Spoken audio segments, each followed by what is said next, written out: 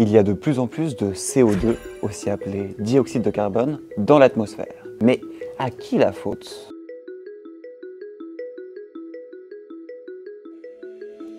La réponse est assez simple.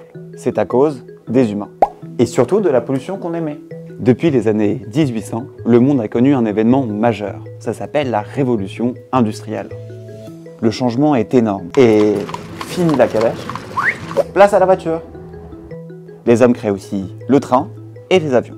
Mais surtout, plein d'usines se sont développées et pour les faire tourner, nous avons commencé à utiliser beaucoup de charbon. Ça a permis aux gens de vivre beaucoup mieux. Mais le charbon, ça pose quand même problème, non? Pas faux, petit Émile. Et oui, quand on brûle du charbon pour créer de l'énergie, il dégage beaucoup, mais beaucoup de CO2. Maintenant qu'on le sait, les pays essaient d'en utiliser un peu moins.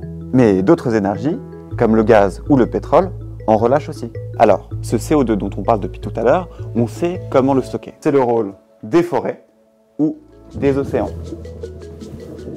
On appelle ça des puits de carbone. Mais malheureusement, ces puits de carbone ne sont aujourd'hui pas suffisants pour absorber tout le dioxyde de carbone que les humains produisent.